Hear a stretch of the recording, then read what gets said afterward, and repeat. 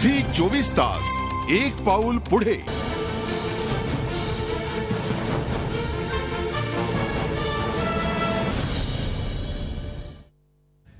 गुजरातमधील गोध्रा या संवेदनशील भागात अल्पसंख्याक वस्तीत दररोज तिरंगा फडकावला जातो। गोध्राबद्दलचा गैरसमज दूर व्हावा या उद्देशाने फारुक केसरी हे हा अभिनव उपक्रम राबवतात। त्यांच्याशी बातचीत केली आहे आमचे प्रतिनिधी अमित जोशी यांनी।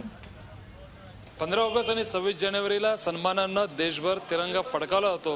मात्र गोध्रामध्ये केसरी नावाचा एक चौक आहे, त्या ठिकाणी दररोज तिरंगा फडकावला होतो। नक्की तिरंगा फडकवण्याचं कारण काय आणि हे फडकवणारे केसरी नावाचे आपले या गोध्रातील रहिवासी आपल्या बरोबर आहेत।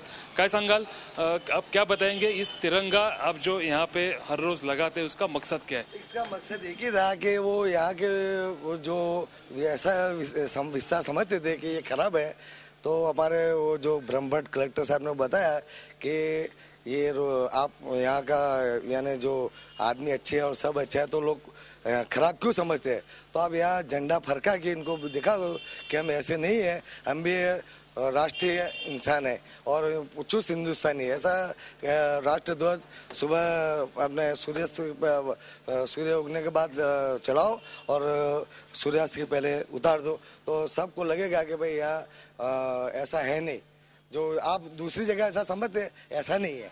गोध्रा के बाहर या गुजरात के बाहर जो लोग हैं उनके मन में अभी भी गोध्रा का नाम जब सामने आता है तभी कुछ गलत फहमियां है। तो तिरंगा जो आप हर रोज लहराते उससे साथ आप क्या लोगों को संदेश देना चाहते हैं, बाहर के लोगों को? ऐसा हम संदेश देना चाहते हैं कि जो बाहर के लोग को जो ऐसा लगता था कि यहाँ गोध्रा खराब है, संवेदनशील है, ऐसा था, ऐसा नहीं था, नहीं होना चाहिए। इसीलिए हमारे कलेक्टर साहब ने बताया कि आप ऐसा करके पूरे हिंदुस्तान को दिखा दो कि यहाँ के लोग यानी चुस्त हिंदुस्तानी है और कुछ ऐसा गड़बड़ी वाला है नहीं। बस ये गतिविधि आप कितने दिन से कर रहे, कितने सालों से कर रहे? 2005 से आज 7 साल हो गए। एक भी दिन यानी बंद नहीं, चालू कोई भी दिन ऐसा बंद नहीं होगा यानी नहीं चढ़ा ऐसा नहीं हुआ, पूरा एक भी दिन बाकी नाही। हे होते फारुक केसरी जे या गोध्रामध्ये तिरंगा दररोज या ठिकाणी फडकवतात आणि सन्मानाने तो उतरवतात सुद्धा।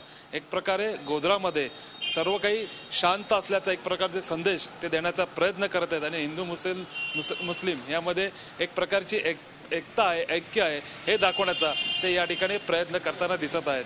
झी 24 ताससाठी व्हिडिओ जर्नलिस्ट संदेश बायकरसह अमित जोशी, गोध्रा। झी 24 तास एक पाऊल पुढे।